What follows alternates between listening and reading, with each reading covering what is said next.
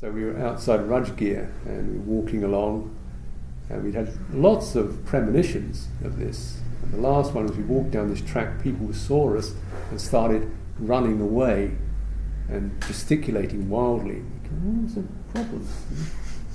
And then we came across a little kind of clean, there's a place, there's a water buffalo dead on the ground. There's 6 men sitting around this water buffalo with big sticks and axes. I said, what's going on? I said, oh, the water buffalo died, obviously they just killed it. And strange, walked on, and then one of the men came running after me, and I had this bag and a little metal cup kind of hanging on the outside, and he started pulling his cup. So I said, do you want this cup? And I wanted to take it off, and he wanted the cup, give it to him, As I turned around, and 2 other guys got hold of the other side, and then 2 other men jumped on Nick, and suddenly realised, this is a hold up. And Nick's response was to violently throw his 2 men off and rush off.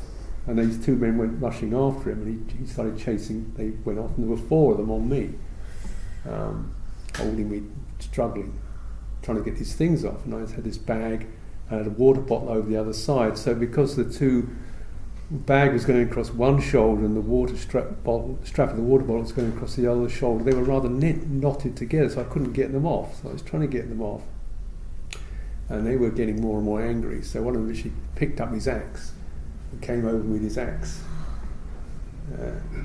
to waving in my hand, his face twisted. And I thought, oh, this seems to be the moment when one dies, I guess. And that's what everybody does. Sooner or later, this is what everybody does. They all die. We all die. That's okay. In some sense, what the Buddha quality had touched. This is where you die, isn't it? Okay. So the only thing that we have as a choice is whether to die in peace or to die in conflict. And clearly, dying in peace is a lot better than dying in conflict. This wasn't anywhere near as slow as I'm telling you. It's pretty immediate resonance. So, okay, time to have my head cut open. So I just put my hands together. Fine, okay. And then I offered my head to the man with the axe. Make an offering of it. It's the last thing one has to offer is one's life. So, rather to my surprise, because I expected to just be dead in a few seconds, he didn't know what to do. He backed off, looked a bit confused. So I said, "This is what you need to do. Go ahead." And he backed off, and he didn't know what to do, and he put his axe down. The other guys who were holding me looked a bit confused, and they let go.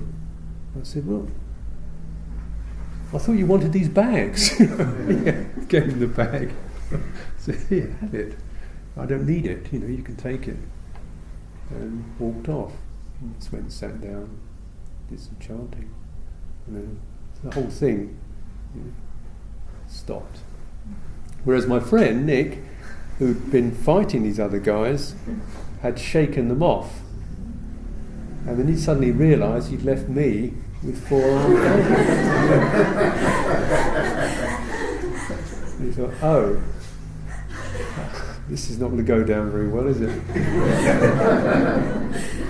So he thought he'd better come back. And he came, but he'd hide pieces of the money, and he had a little bit of money and some passports and things like that. He'd hide all those, come back and sort things out. He came back, and of course they all started whacking him with their sticks, and so he had to forcing him to go off to show them where he'd hidden the belongings, such belongings as he had. And so I just saw them beating him, going off into the forest, thrashing him with sticks, and I was thinking, oh well, see what happens now. And then about 10 minutes later, these guys came rushing back, and all excited, and they jumped on me, and I had a kind of little bag with relics in it. They pulled that off, took my robes, rushed off. So I just had this lower robe and a pair of sandals on then. Okay, I better try and find what's left of my partner.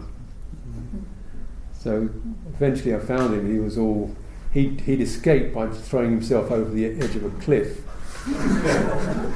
to escape, and they hadn't chased him. So he was all cut up, clothes were in shreds, and we realised now we have nothing.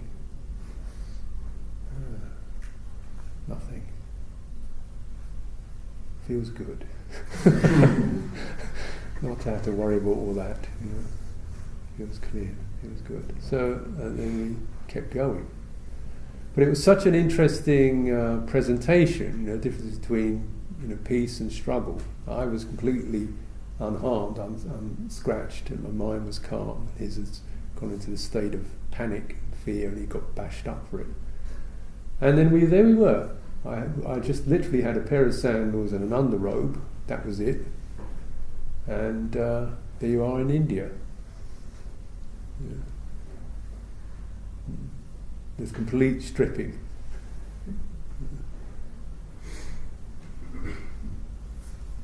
And from there, you just start walking, and people offer things. Somebody went to a monastery, they offered a bowl, robes. Keep walking, people offered food. Got to Bodhgaya, people offered us all kinds of things. It all came back. And it was a beautiful kind of image of, in some ways, what, perhaps a violent and strong image of what pilgrimage is about.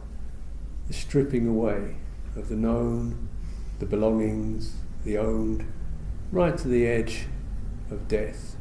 And at the edge of death is where you come most fully alive in Dhamma. That's where your Dhamma really comes alive, at that place. And then having passed the test, they say, okay, very good, here's everything back again. And you reform, which is coming out of pilgrimage, is reforming how you form your life, perhaps larger, wider, more fearless, more touched by the presence of the sacred, which is what it's all about.